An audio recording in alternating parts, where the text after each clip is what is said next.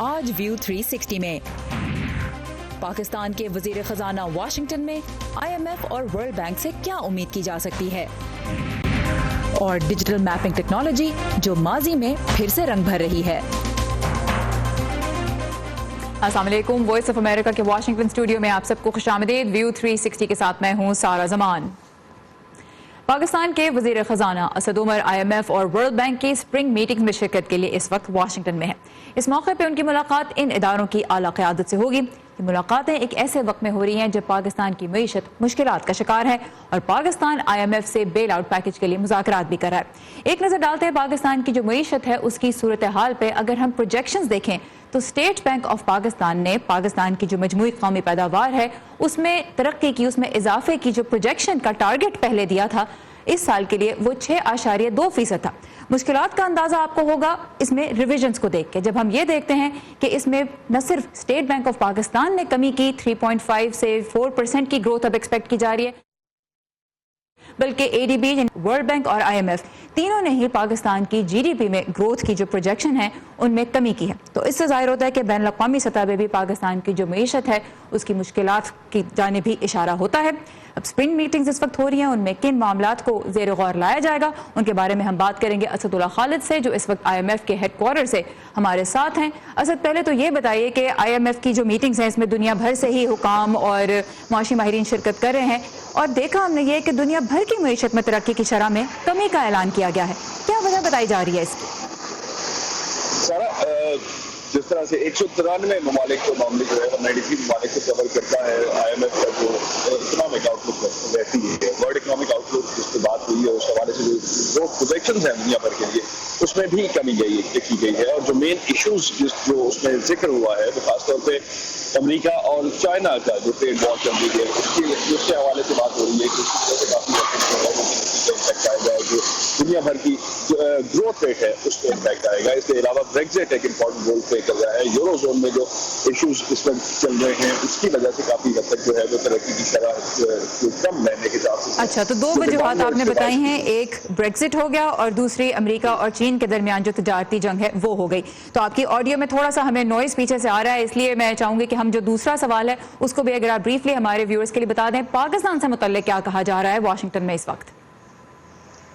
سارا پاکستان سے ریلیٹڈ اسد عمر آپ نے بتائی دیا جس طرح سے واشنگٹن میں ہیں، ان کی آج ایک فورم بھی وہ اٹینڈ کر رہے ہیں، اس میں بھی وہ پارٹیسپیٹ کر رہے ہوں گے۔ اس کے علاوہ ان کی جو میٹنگ ایکسپیکٹڈ ہیں اس میں جو بیل آؤٹ پیکج ہے اس کے فائنلائز ہونے کی بات ہو رہی ہے، اور اس کے بعد جو فارمل سائننگ ہے وہ شاید اگلے ہمیں 2 ہفتوں میں دیکھنے کو ملے گی۔ لیکن پاکستان کی ترقی کے حوالے سے جو ٹارگیٹس آپ نے بتائے اسی طرح سے IMF نے بھی ترقی کے ٹارگیٹس جو ہیں وہ ڈاؤن ورڈ ریوائز کیے ہیں پاکستان کے، اور جو مین کنسرنس جو کیے جا رہے ہیں وہ اسٹرکچرل ایشوز ہیں، اس کے ساتھ ساتھ فسکل اسپیس جو ہے پاکستان کے پاس وہ بالکل نہیں ہے، اور انفلیشن کے ٹارگیٹس بھی ہم دیکھ رہے ہیں کہ وہ بھی اپ ورڈ ریوائز ہوئے ہیں، گروتھ کے ٹارگیٹس ڈاؤن ورڈ ریوائز ہو رہے ہیں، اور جو with in the economy issues ہے جس میں اسٹرکچرل امبیلنسز ہیں، انرجی سیکٹر ریفارمز ہیں، کرنسی کے حوالے سے بات ہو رہی ہے۔ تو یہ ساری چیزیں جو ہیں اس دفعہ کی میٹنگ میں ڈسکس ہوں گی، جس کے بعد final bell out package Pakistan کے لیے ڈیسائیڈ ہو پائے گا۔ آلرائٹ، اسد اللہ خالد ہمارے ساتھ ہے IMF کے ہیڈ کوارٹر سے واشنگٹن میں، بہت شکریہ اسد۔ اور پاکستان کی معیشت کے بارے میں کچھ جو اہم سوال جہاں واشنگٹن میں پوچھے جا رہے ہیں وہی ہم رکھیں گے ہمارے آج کے مہمان کے سامنے، ڈاکٹر زبیر اقبال جو ماہر معاشیات ہیں، اور ایک لمبا السٹریس کریئر آپ کا رہا ہے IMF کے ساتھ، so you know how things work at the back end. Sir, سب سے پہلے تو یہی بتائیے کہ پاکستان کی معیشت کیا ICU سے نکل آئی ہے جس طرح وزیر خزانہ کہہ رہے ہیں پاکستان کے؟ کیونکہ اگر جب ہم نمبرز دیکھتے ہیں تو گروتھ کی پروجیکشن نیچے کو جا رہی ہے اور انفلیشن اوپر کو جا رہی ہے۔ دیکھیے، یہ کہنا بہت مشکل ہوتا ہے کہ گورنمنٹ کہ اکانومی سٹیبلائز کر گئی ہے، نہیں۔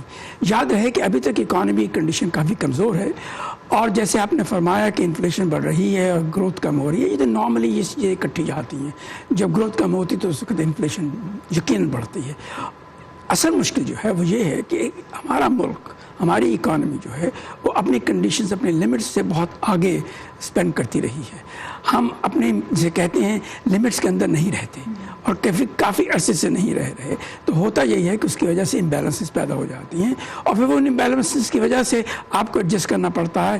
آپ کی اسپینڈنگ بہت زیادہ ہے، آپ کی انکم بہت کم ہے، تو اس کی وجہ سے ڈیفیسٹ پیدا ہوتے ہیں، آپ بورو کرتے ہیں، پھر بورنگ جو ہوتی ہے اس کی مشکلات پیدا ہونی شروع ہو جاتی ہیں۔ اس کے ساتھ ساتھ چونکہ اکانومی کمزور ہونی شروع ہو جاتی ہے تو پھر اکنامک کنڈیشنز کی اس قسم کی اکنامک کنڈیشنز کی وجہ سے ایکسپورٹس کی گروتھ کم ہو جاتی ہے, امپورٹس بڑھنی شروع ہو جاتی ہیں, اس کی وجہ سے ایکسچینج ریٹ پہ اثر پڑتا ہے وغیرہ وغیرہ, جو کہ پاکستان میں ہوا. لیکن میں اس لیے یہ کہہ سکتا ہوں کہ ابھی پاکستان کی اکانومی اسٹیبلائز نہیں ہوئی. ٹھیک ہے, اس کی وجہ یہ ہے کہ ٹیمپرریلی ہم نے بوروئنگ کر کے کنڈیشن تھوڑی سی امپروو کر لی ہے, لیکن اس کا مطلب یہ نہیں کہ اسٹیبلائز ہو گئی ہے, اس کے لیے کام کرنا پڑے گا. اچھا یہ بتائیے کہ وزیر خزانہ اسد عمر نے سبھی سے کہا ہے کہ ان کو تجاویز دیں, آپ کی بھی ان سے ملاقات ہوئی ہے, کیا تجویز دیں گے آپ ان کو؟ دیکھیے, جہاں تک پاکستان کی مشکلات کا معاملہ ہے وہ سب کو معلوم ہے, سلوشنز بھی سب کو معلوم ہے.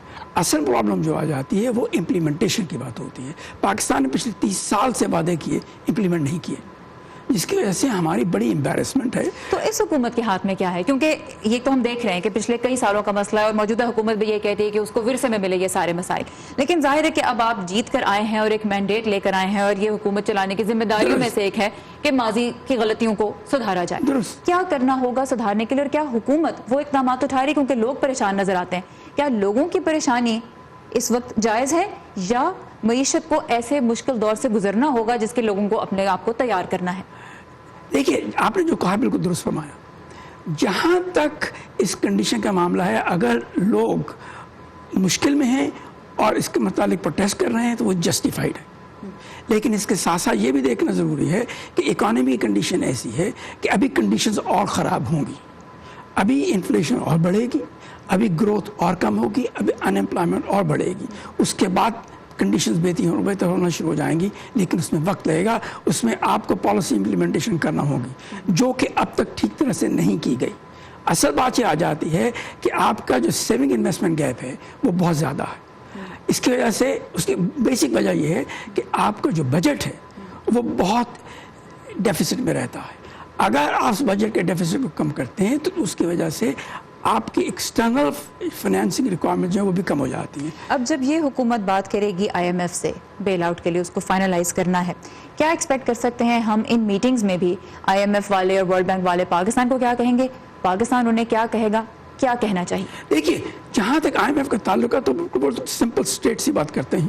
وہ یہ ہے کہ دیکھیے, اگر آپ نے ریکور کرنا ہے تو اس کے لیے آپ کو سیونگز بڑھانی ہوں گی اور گورنمنٹ ایکسپینڈیچر کنٹین کرنا ہوگا تاکہ بجٹ ڈیفیسٹ کم سے کم ہوتا چلا جائے. اگر آپ نہیں کر سکتے تو اس میں مشکلات آئیں گی.